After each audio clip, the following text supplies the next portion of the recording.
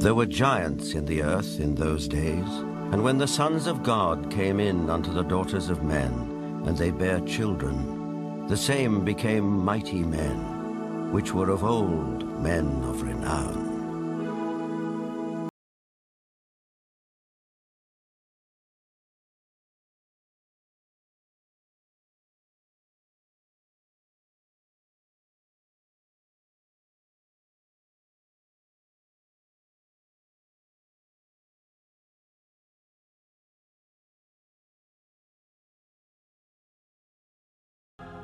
The Maya and Incas of South America believed a race of giants existed on Earth before the Great Flood.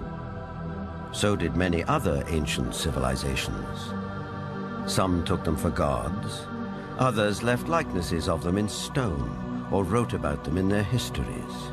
The Greeks and Romans told of blood falling from heaven and landing in the lap of the earth goddess Gaia, who gave birth to the Titans, a race of fearsome giants.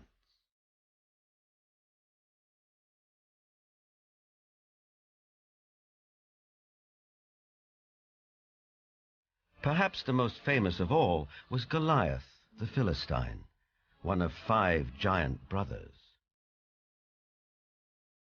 Vendell Jones is an archaeologist with a style of his own. He spent a lifetime tracking down Goliath and the Ark of the Covenant, with which the Jewish holy book of the Midrash tells us the giant made off. Goliath thrashed his way through the Israeli soldiers, ran over and scooped the ark up on his shoulder, slew Pinchas and Hophni, and took the ark back to the camp of the Philistines. It was in this field, 15 miles southwest of present-day Jerusalem, that legend says Goliath was finally slain. Not by a giant warrior like himself, but by a puny boy, David, who, as this 9th century BC tablet indicates, would later become king of the Israelites. David reached into his script. He pulled out this black thing with long leather straps, and he put it on his arm and wrapped it like this, and said, "You have come against me with a buckler and the armor and a shield and a sword, but I'm coming against you in the name of the Lord God of Israel." Then he reached in and pulled out another set of leather straps, but this one had a stone in it.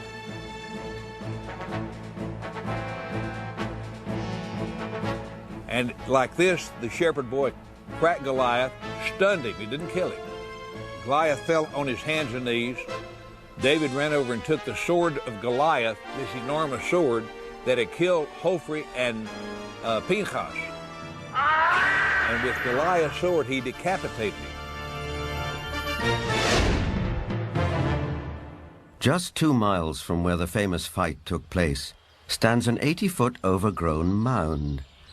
This is believed to be Goliath's final resting place, though no one knows for sure because it's never been excavated.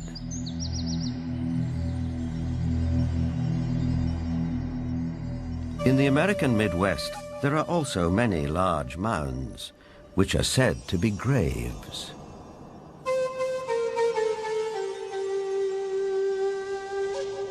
An author who has sold over 15 million books and written extensively on giants is Brad Steiger. Mass graves of giants were opened. Some of the men 8 feet tall, some of the women 7 feet tall, some records of men 10 feet tall, and extremely large skulls. And extraordinarily, some of these skulls had horns, some had extra rows of teeth, some had other what we would call anomalies, but they were extraordinarily large skulls and extraordinarily large people. A maverick archaeologist who has long been fascinated by legends of American giants is David Hatcher Childress. A number of mounds in the Midwest in America were excavated starting in around 1850. And in many cases, they would find skeletons of people who were in excess of 7 feet tall. And in many cases, they had double rows of teeth as well as, in some cases, 6 fingers on each hand and 6 toes on each foot. The one that was found in Bridal Veil Falls, California by a group of miners, first they found this wall with very intricate hieroglyphics. They assumed that they were finding gold behind the wall. They broke it down and they found this woman holding a child covered with fur and a strange kind of dust. The same tall female mummified remains have been found in Texas. They have been found in Death Valley. They have been found in other parts of California. These old photographs and newspaper clippings are all that survive of these mysterious giants. Winner of the Newsmaker of the Year award, journalist Jim Mars has a special interest in speculative science. Archaeology at that time was in a heyday. There was everybody that had a shovel was out trying to find something. But what's interesting is that the finding of these giant mummified bodies and giant fossils and bones, really you can't pin to any particular location. They were finding them in Greece, they were finding them in Italy, they were finding them in the Middle East, they were finding them in America. And even if you write off a few of those as perhaps a hoax or a misinterpretation of something else, you're still left with a tremendous amount of evidence to show that there were these giant beings at some point walking the earth.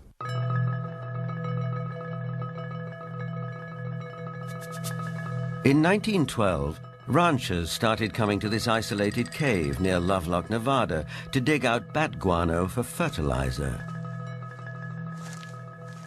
Inside, a surprise was waiting for them. They began excavating the 10 to 15 feet of guano that was here in this cave. They started discovering some unusual artifacts. They found duck decoys and baskets, other things for hunting and fishing in the nearby lake that's now drying up. But then they made some very unusual discoveries, and those were of red-haired giants that were mummified. These giants were 6.5 to 7 feet tall. In many cases, they were mummified, wrapped up like Egyptian mummies, and they had long red hair going down to their shoulders. The ranchers couldn't explain it. It was the strangest thing they'd ever seen. But the Paiute Indians who lived around here knew all about it. In fact, back in 1883, Sarah Winnemucca, a Paiute Indian princess, had written a book called Life Among the Paiutes. In that book, she talked all about the giant, red-haired people who used to live around this lake and live in this cave. She claimed they were cannibals. That tribe would eat the dead. They would make war on my people. My people went to work and gathered wood to fill up the mouth of the cave. At last my people set it on fire and called out to them, "Give up or you will die." But no answer came. Now, one of the great mysteries of the West is what happened to these giants? There was nearly 60 skeletons brought out of this cave, but today they're nowhere to be found. Is it that there is some kind of archaeological cover-up that has occurred here? Something that concerns giants? Perhaps the entire story may be a rural legend, or like tons of buffalo bones, the remains may have been burned and used with the bat guano as fertilizer. Whatever the explanation, proof that there were giants here has disappeared. Yet at the same time, tantalizing clues to their existence can be found all over the world.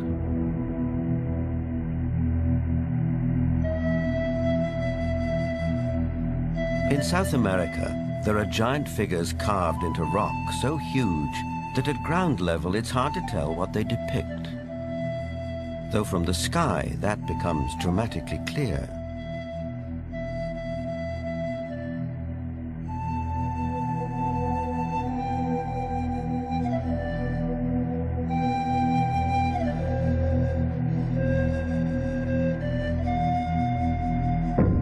This one in Chile, known as Cerro Unitas, at over 300 feet high, is believed to be the largest representation of a human-like figure in the world.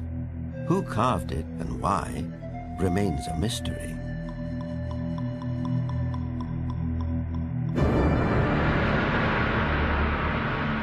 Half a world away, in the United Kingdom, other giant figures stare up into the sky.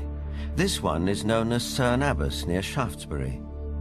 Cut into the chalky hillside, no one knows how long ago, it may represent the mythical hero Hercules. 160 miles away, the Long Man of Wilmington, 280 feet from head to toe.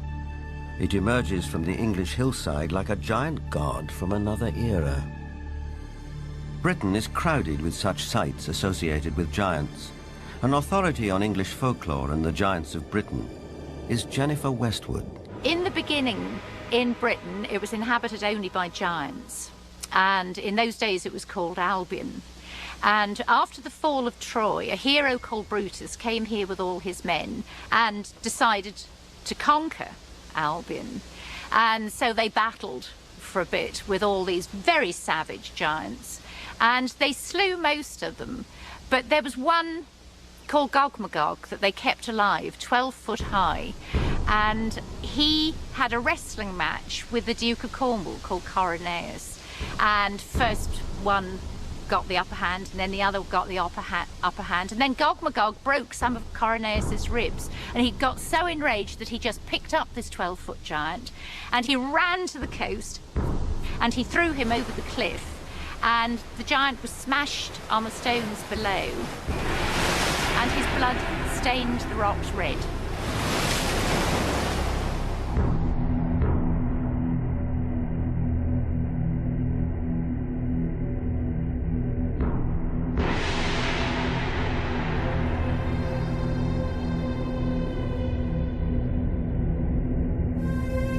Giants also figure in the mythology of Stonehenge, arguably the most famous megalithic structure in the world.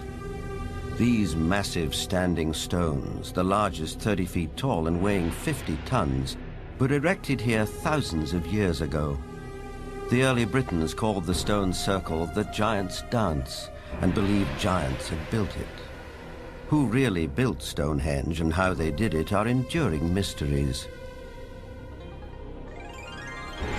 Perhaps in the end, we have to turn to legends for an answer. This was somebody in the past with a technology that we don't have, or a magical skill we don't have, creating these things.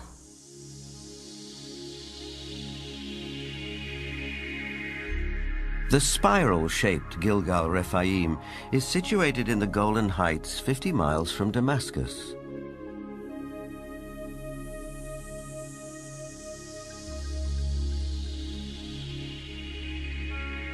Constructed from an estimated 40,000 tons of loose rocks, it is remarkably reminiscent of Stonehenge. Both have been dated at around 5,000 years old and have similar megalithic stones.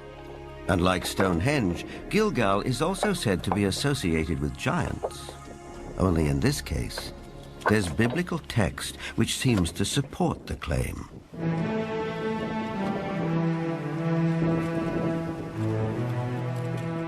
Israeli archaeologist Daniel Herman is investigating the newly opened grave. This is a tomb of someone, obviously a very powerful man. Look at the size of the stone slabs used. This must have taken an enormous amount of time and effort to construct.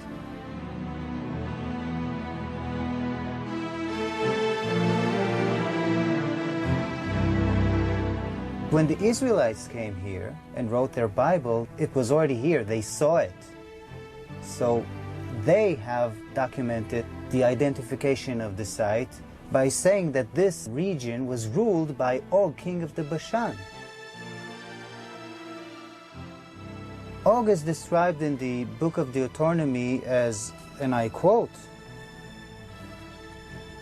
"For only Og, king of Bashan, remained of the remnant of the Rephaim." Rephaim is Hebrew word for giants.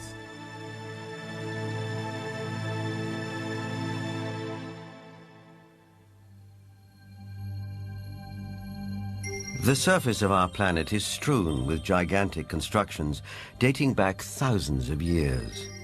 They're in the deserts, on the plains, under the oceans, high on the mountains, like those in South America. I think the world looked like the cities we see in Machu Picchu, Tiahuanaco, Sacsayhuaman. I think it was a world peopled by giants who structured their buildings out of massive building blocks, 500-ton, 250-ton blocks.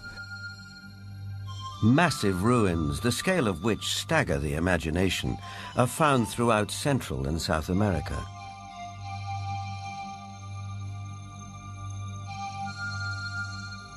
Even a skeptic might be tempted to ask, who could have built these architectural wonders, if not a race of giants?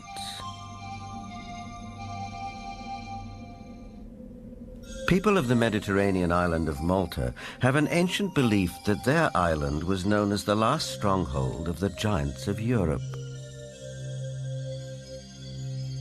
An explorer who has made a lifelong study of megalithic structures is the best-selling author of The Eyes of the Sphinx, Eric von Daniken. Malta has gigantic temples. They date really back to the past. Nobody knows exactly, but 5,000 years at least BC. And one of the temple in Gozo still today has the name the Temple of Giant, Gigantia, they call it there. A local legend says the temple was built by the giantess Sansuna. The blocks are so huge, so heavy, that no normal human being could have moved it. In Bolivia, only 30 kilometers from Lake Titicaca, there are gigantic stone platforms all over the place. The largest of it was once 29 meters long. Its weight has been calculated with 900 tons. Now, this is on a place where we are 4,100 meters high in the Andes, which means there are no trees, no wood, nothing. It is not possible to transport a 900-ton platform without any wooden rollers. Even with wooden rollers, it would be extremely complicated. So these facts are here. You can see them, touch them, photograph them, but there is no explanation for it. For sure, the pre-Inca Indians, the Aymara, were not able to move it. So what is it? What's the result? We don't know. On many places on Earth, we find structures which could be related or to ETs, to a technology which we do not understand, or to giants. ETs, giants, a secret technology? Believers take it in their stride. Here's the best-selling author of Architects of the Underworld, Bruce Rux. The architects are that race or those races who built all the megaliths in the old world, the pyramids, Stonehenge. They are the people who walked before us, the ones who inhabited this world before we did. We have called them gods. We have sometimes called them giants.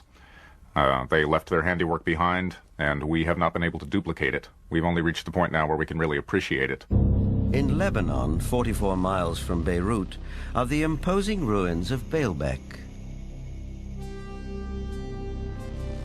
There is mention of this place in the Old Testament's Book of Kings. Baalbek in particular is a very good example. That has the trilithon. Those are the largest stones in the world ever used for construction. They're so large we don't even know their actual weight. Those stones were somehow quarried, moved 5 miles, lifted 25, 30 feet in the air, and placed together so closely that you can't fit a razor blade or a piece of paper in between them. We have no idea how they did it. We don't have a crane in the world that can lift weights anywhere near what those things are. No one knows for sure, but according to Arab tradition, the earliest temples were built here after the Great Flood by a tribe of giants for the biblical king Nimrod.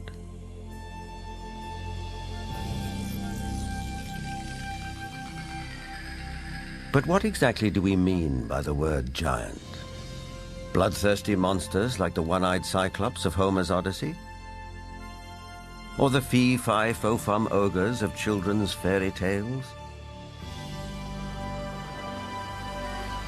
Or could it also include peaceable giants, living as you and I do, walking the streets of our cities in the full light of day?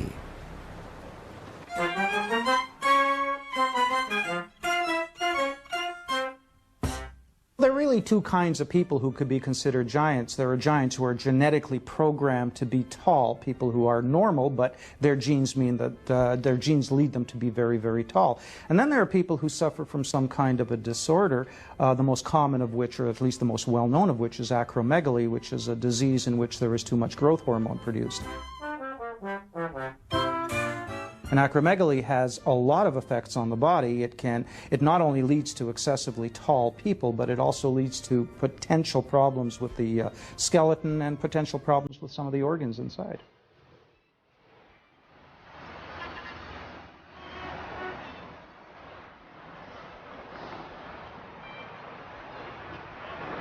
Ryan is a healthy, well-proportioned, 7-foot-tall, normal young man. I just wish I were as tall as he was.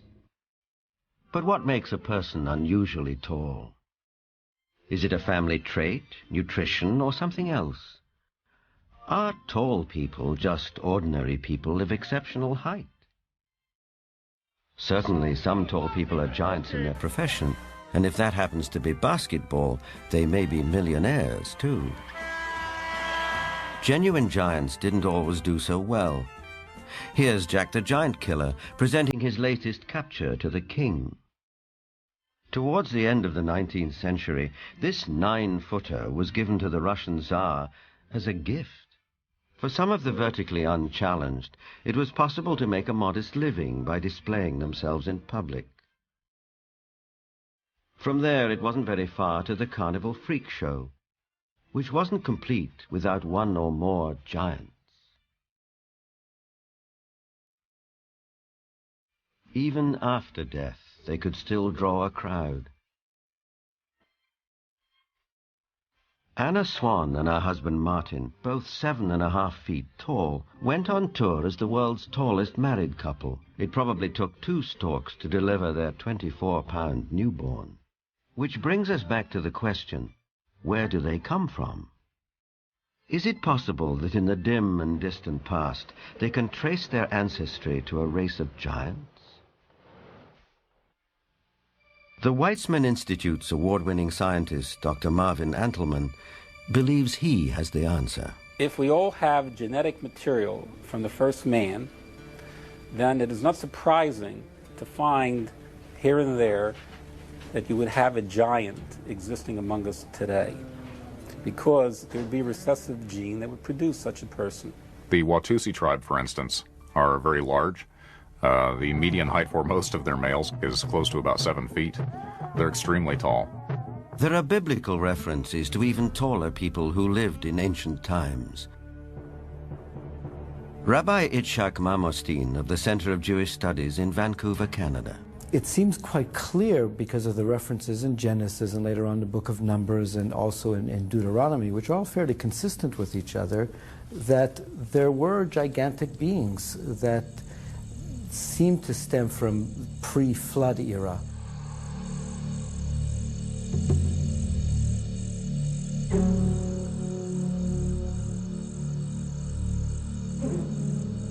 Is it possible that environmental conditions of past ages favored the development of giants?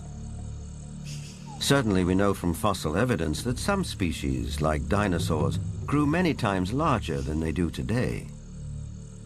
A supporter of this thought-provoking and controversial theory is Dr. Carl Bohr. Optimal genetic expression means the best that the organism has within the DNA is expressed because of favorable atmospheric conditions. Based on fossil evidence, trees like the California giant sequoia grew much larger than they do today. One theory explains this by proposing that environmental conditions in the distant past were more conducive to gigantic growth.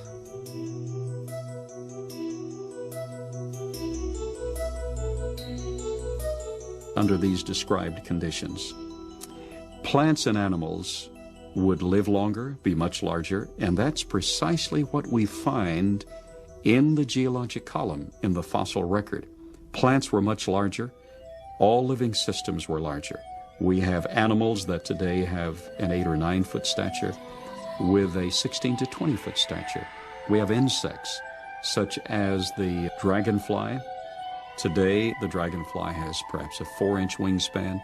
In the fossil record, his counterpart, Meganeuropsis, had up to a 5-foot wingspan. Everything was larger in the past. I'm of the opinion that under better atmospheric conditions, people were living not only longer, but they were taller, much taller. Giants and dinosaurs could not exist today as they did in the past because the atmospheric conditions simply will not permit it. We had a greater ozone layer at the time prior to the flood. At the time of the flood, it was diminished to about 1/7 of what it was at that time, and therefore, life on this earth as we know it no longer has the same life expectancy as it did at the time of the flood. A thinning of the ozone layer means less protection from the ionizing radiation from space, and less protection for plants and animals. Being interested in Earth's original conditions, after 35 years of research on those parameters, I've attempted to reconstruct that context. And in so doing, I've had our engineers build a biosphere that doubles the atmospheric pressure, that increases the electromagnetic energy, that increases the ratio of oxygen, but not to the level of toxicity, that eliminates ultraviolet radiation, etc. And the experiments that we've run have been very gratifying.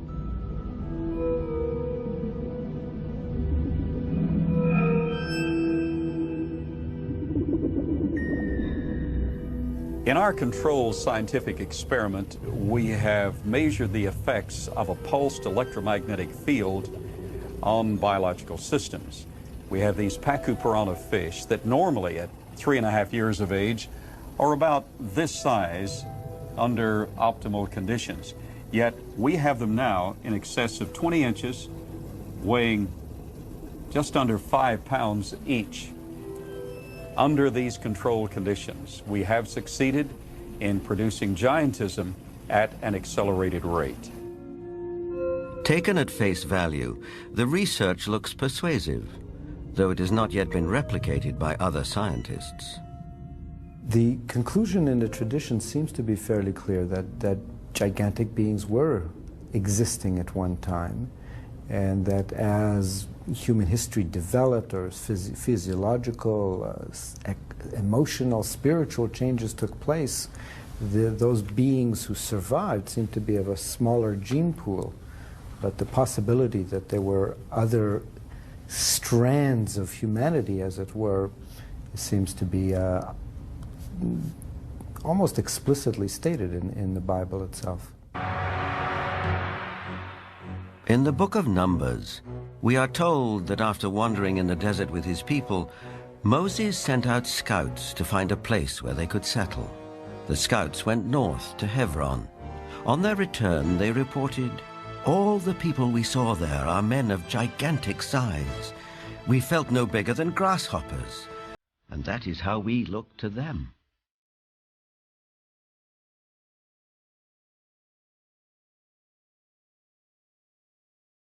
The tribes continued northeast to Mount Seir, known today as Petra in Jordan. But that too, as mentioned in the Bible, had been settled by giants.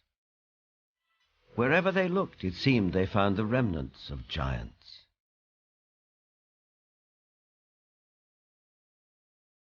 If we look at Scripture, there were giants in the earth in those days. And if we take that literally rather than symbolically, that there were simply men of great powers and extraordinary abilities, then we could say that the first men, the first humans, were giants, or we could theorize that these giants came from somewhere else and used Earth as a colony.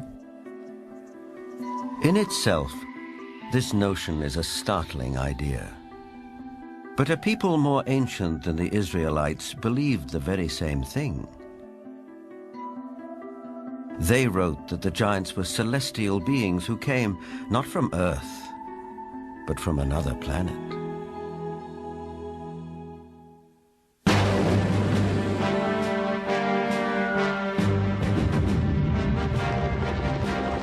This is the battleground of the Gulf War. We know it as Iraq. In the distant past, several great civilizations sprang up here. One of them, Babylon, was legendary for its wealth and splendor.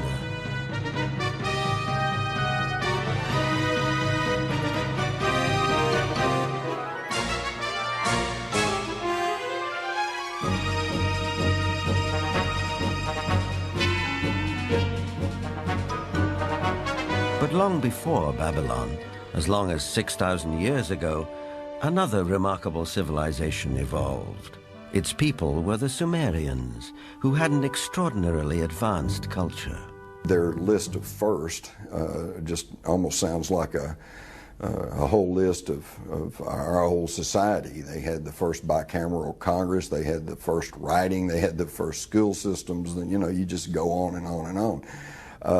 So you have to ask, well, where did all this come from? And I think that you need to turn to the ancient Sumerians themselves and listen very carefully to what they have to say, because what they have to say, not just in one place, but over and over and over again, is that they were taught civilization by these beings that came from the heavens to the earth.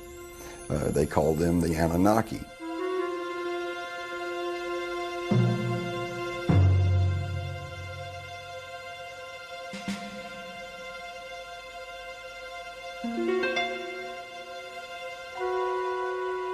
The Sumerians wrote down their history on clay tablets like these, which lay ignored in a Berlin museum for half a century. Few people have been able to decipher this ancient language, but one of them is Zechariah Sitchin. The writings and the pictorial evidence left behind by the Sumerians going back 6,000 years speak and depict people who came from another planet called Nibiru, and many of the depictions show them much bigger, at least by a third, perhaps more than the average human being, so they were giants. This Sumerian cylinder seal from a Berlin museum is astonishing for several reasons. First, it depicts our solar system with the sun at the center and the planets arrayed around it, a fact not known to European science till around 300 years ago.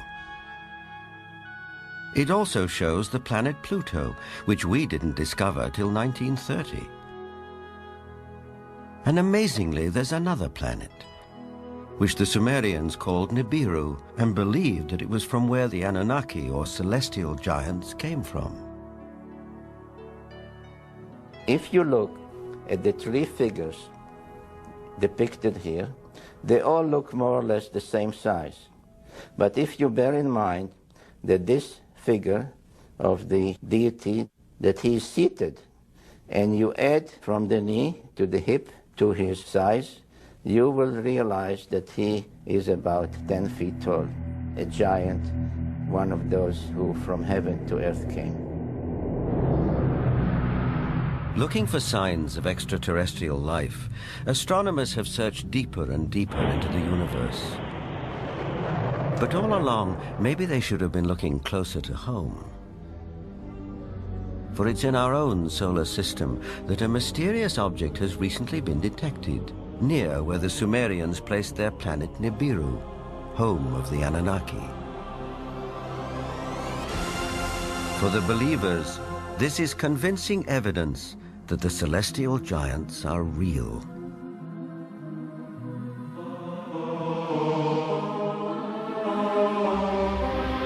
The ancient Sumerian text, just in a very broad overview, basically tell us that more than 400,000 years ago, that these Anunnaki came from space and landed on the earth in the Tigris-Euphrates Valley. They began to set up a colony that they called Eden. According to Genesis, Eden, or Eden, is where Adam was created from dust and Eve from one of his ribs. Others, however, have a more high-tech version of how human life began. In time, needing manpower, needing workers, jumped the gun on evolution using genetic engineering. They took the sperm of one of the Anunnaki, mixed that with the ovum of a primitive humanoid, probably one of these primitives that we are now finding archaeological remains of in Africa, the famous Lucy. And they produced a hybrid which eventually became Cro-Magnon or modern man. Legend has it that when the Anunnaki came back after several thousand years to see how their genetic handiwork had turned out, they found the Earth females irresistibly attractive. It starts in the Bible. There you can read, in the beginning at Moses, when the sons of the gods saw that the daughter of men were beauty, they took them to wife. Later, out of the body's womb, giants came. So destructive were these titans that the Anunnaki who fathered them decided to destroy them. The apocryphal book of Baruch even tells us how many giants were wiped out. The book of Baruch says, "Then the Lord created the great flood, destroyed all life, which then was on earth, including the 490,000 giants."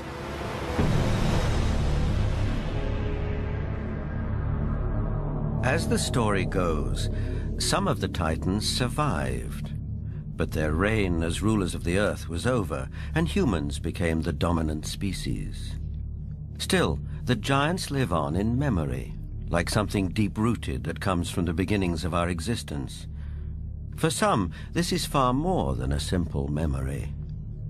Perhaps they are the ones who report more and more encounters with giants emerging from UFOs.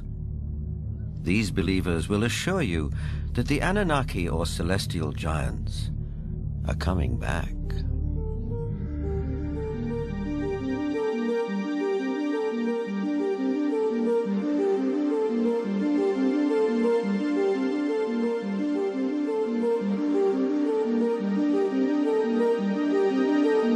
The town of Yatzitz is 25 miles west of Jerusalem. On January the 3rd, 1996, Chief of Security Herzl Constantini was at home when he heard a strange noise outside. When I opened the door, I was paralyzed with fear. I saw a gigantic being around 5 feet wide and 11 feet high. I estimate its weight at about 2 tons. I called the police, and 2 officers came over to the house. They laughed at us and accused me of drinking. But when the trackers came and saw the prints, they stopped laughing.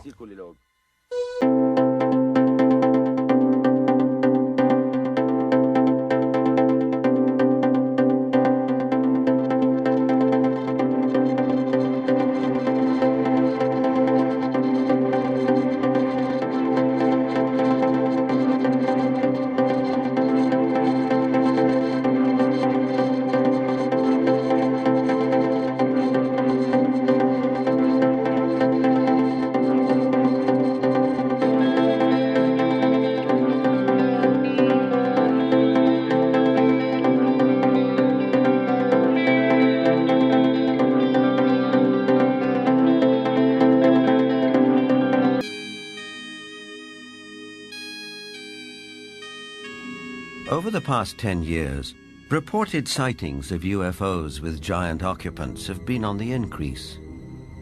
Former director of the British UFO Research Association, Jenny Randles, is familiar with these statistics.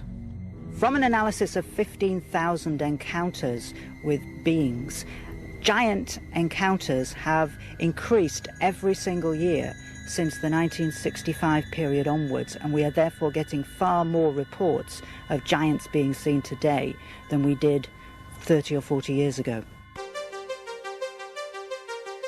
The apocryphal books of Enoch are believed by many to be over 5,000 years old.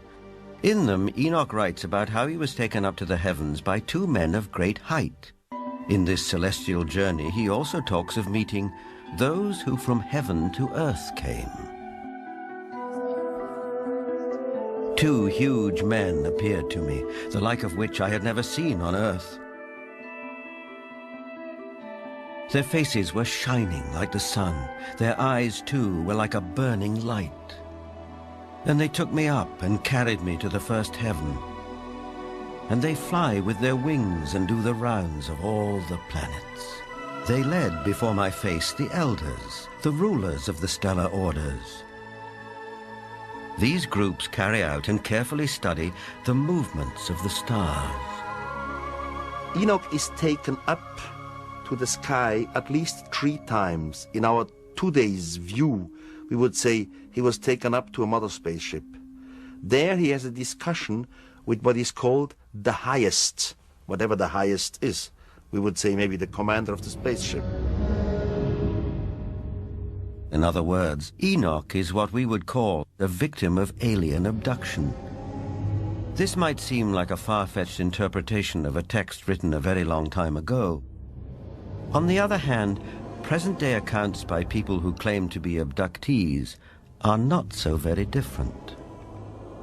The elders were 6 to 9 feet tall. They had white hair, pale skin, almost albino, light blue eyes, wore white robes, and had no shoes on at all. And they could speak audibly, and they could also speak through mental telepathy. I've checked the owner's manual that came with my brain, and nowhere, even in the small print, does it say that all dreaming will be between the hours of 11 p.m. and 8 a.m. That, generally speaking, it is. But what we know is the brain can generate extremely vivid images, extremely real and lifelike things that are hallucinations. But events in the Russian city of Voronezh can't be so easily explained. In this instance, there were at least 20 witnesses. Could they all have been dreaming the same dream in broad daylight?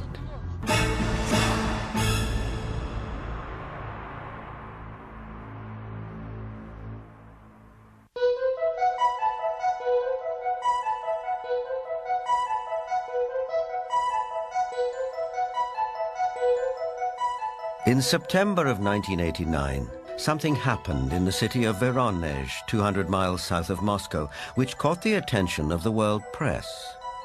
For several weeks, strange lights were seen over the city. Then on September the 27th, it was reported that a spacecraft landed in one of the city's public parks, from which 3 alien giant figures emerged. Nothing remotely like this had happened in Voronezh before. Before coming to America in 1990, Ukrainian journalist Paul Stonehill covered the Voronezh story for the international press. Top Voronezh researchers of anomalous phenomena, who include scientists, geologists, and also some military people, went to the site immediately thereafter. They were on the site on the 3rd of October studying and collecting specimens.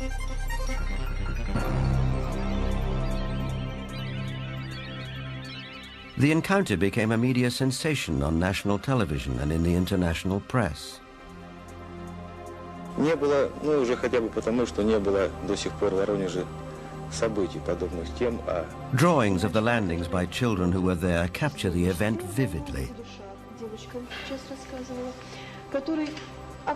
It attracted the attention of the media around the world because it was effectively endorsed by TASS, the Soviet news agency, who up until that time had certainly not given any credence at all to this kind of story. they had the chance to talk to many eyewitnesses, adults as well as kids, policemen, school teachers, students, scientists who had witnessed similar or even differently shaped UFOs. The underlying theme was that giant-like beings